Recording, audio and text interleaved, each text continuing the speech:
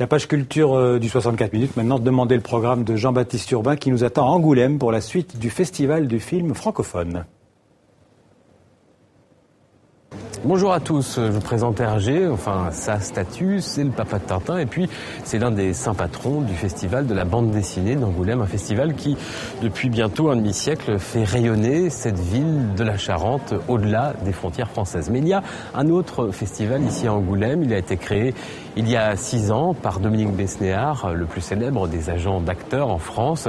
C'est le festival du film francophone et il propose d'une part de montrer les gros films attendus de ces prochains mois. Cette année, le nouveau film de Tony Marshall, Tu veux ou tu veux pas, avec Sophie Marceau et Patrick Bruel. Et puis, il y a une compétition également ici à Angoulême avec des films venus des 4 coins de la francophonie. Gros plan sur 3 de ces longs métrages qui racontent à leur façon le monde. Bonjour, je peux avoir une blouse, s'il vous plaît? Vous en avez pas une sans tache? C'est pas des taches, ça a été lavé, c'est des taches propres.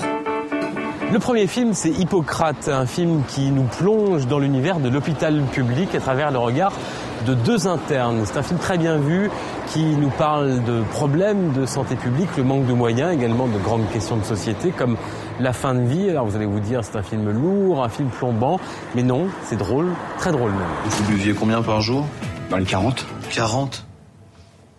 Et comment on fait pour boire 40 bières par jour tout en travaillant? Je tiens un bar. Tu sais, je me disais pour Monsieur Lemoine... Qui? Monsieur Lemoine, le patient qui est arrivé tout à l'heure.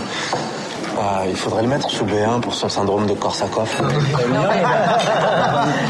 Qu'est-ce qu'il y a? Attends, là, tu devrais remettre cette conversation plus tard, parce que... Ouais, faut pas parler. Je suis obligé, là, excusez-moi, mais... Économe! Trop tard. Oui, interne? On parle d'un patient à ma droite, économe. C'est vrai. Je le jure. Eh bien, faut lui donner un gage! En fait, tu te prends un gage parce que t'as parlé d'un patient, c'est interdit ici. Le film est en partie autobiographique parce que moi j'ai fait des études de médecine, je suis médecin généraliste. Puis l'envie de raconter tout ce que j'avais vu pendant 10 ans, pendant mes études, de raconter le récit d'apprentissage d'un jeune interne en médecine et de raconter les coulisses de l'hôpital et surtout toutes les humanités qui cohabitent comme ça à l'hôpital. C'est apparu comme une évidence pour moi et ça m'a donné envie d'écrire le scénario d'Hippocrate. Tu sais, j'ai remarqué un truc marrant. Si tu demandes à un patient de s'allonger sur le dos, eh ben, il s'allonge sur le ventre. Alors que si tu précises pas et que tu dis juste « Bonjour monsieur, allongez-vous s'il vous plaît », le mec s'allonge sur le dos direct. Mais si tu tues un mec, qui c'est qui paye alors? C'est tranquille, toi, ton chef c'est ton père. Je crois que t'as le droit à 5 décès par an. En fait, il est balancé là, dans un service de médecine interne, il a 23 ans. Il a fait que de la théorie, il a étudié ses cours, machin, et là pour la première fois ça devient concret. Je me suis vraiment identifié à lui en fait, mais dans un truc où un peu dans son mal-être, dans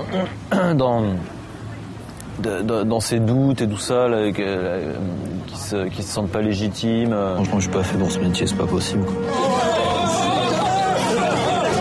C'est pas un métier, médecin. Une espèce de malédiction. Autre sujet de société, le dopage dans le sport et en particulier dans le cyclisme avec un film qui nous vient du Québec. Il s'appelle La Petite Reine. Il a d'ailleurs connu un grand succès lors de sa sortie il y a quelques mois au Canada. C'est l'histoire d'une championne qui, pour améliorer ses performances, prend des produits illicites. Et c'est vraiment une histoire prenante, un suspense. Jusqu'au bout, on se demande comment ça va se finir.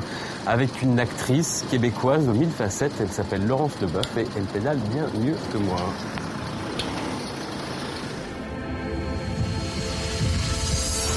131 km de course, 4 heures d'effort acharné, mais une seule gagnante. Qui sera la nouvelle championne du monde? J'ai ouvert la télé, il y avait un reportage où une cycliste très très connue au Québec, qui s'appelle Geneviève Janson, qui était championne du monde, avouait publiquement avoir utilisé de l'EPO depuis l'âge de 14 ans. Ça m'a touché. Ce qui m'a intéressé, c'est le prix à payer pour réussir. Vous envoyez le rapport de tes derniers tests. Les as-tu vus? T'as des irrégularités. Ah oui? Ouais, mais c'est correct. Pas ton anémie qui recommence. Tu fais de l'anémie? Oh, on n'a pas rien que ça depuis des années, mon vieux. Soit c'est mon sang qui est fucké, soit c'est leurs tests qui sont pas corrects. Qu'est-ce que je te dis? Non, mais là, si c'est ton sang, faut que tu t'en occupes. Là, c'est pas bon pour ta santé, ça. Ouais, mais y a pas d'inquiétude, là. Le docteur Henry me dit que tout est correct. Fait que... Elle est son propre bourreau et sa propre victime. Elle crée elle-même les pièges dans lesquels elle s'engouffre. Elle va au plus simple, au plus rapide parce qu'elle est prise avec son mensonge. Elle sait profondément, et elle savait profondément que c'était pas bien, qu'elle allait finir par perdre. Ce que j'ai compris émotivement des coureurs et coureuses que j'ai rencontrés, c'est la peur qui les habite et l'intensité de cette peur que j'essaie de dépeindre dans le film. Moi, je cherche la Coupe du Monde, on se ferme à la gueule. Moi, là, je suis là pour que tu gagnes. Je te l'ai dit, j'ai peur.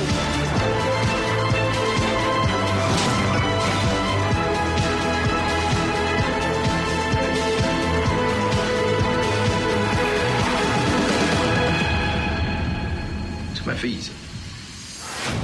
Quand le cinéma regarde légèrement dans le rétroviseur, ça donne Printemps tunisien. Plus de 3 ans après la chute de Ben Ali, la jeune cinéaste Raja Amari raconte ce changement d'air sans angélisme en montrant la violence, la corruption et la peur. Printemps tunisien, l'une des belles surprises de cette compétition.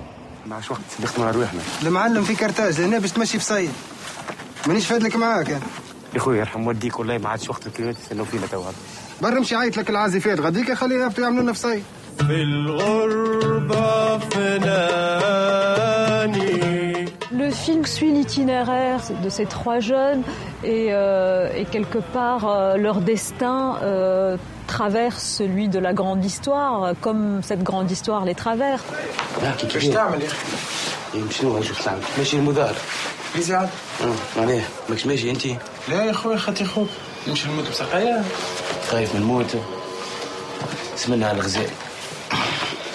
يا محب تعرف النجم يعرفوني يعني يعرفوني كنت دخلت الجماعة دبر راسك ما نعرفك تندم اما ها مرجوب هنا في جبينك باش تكتب بلا بيك راهي.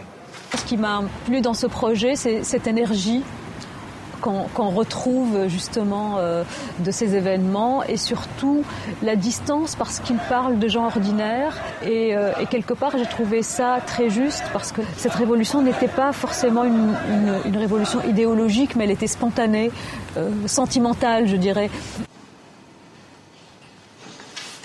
بالله يسكر عليا الكازي يا اخي تحب تبصي روحك انت ايش بك ديما خايف مانيش خايف اما مش اول مره تصير حاجه هكا في البلاد اللي عملته ما يبدل شيء تهنى.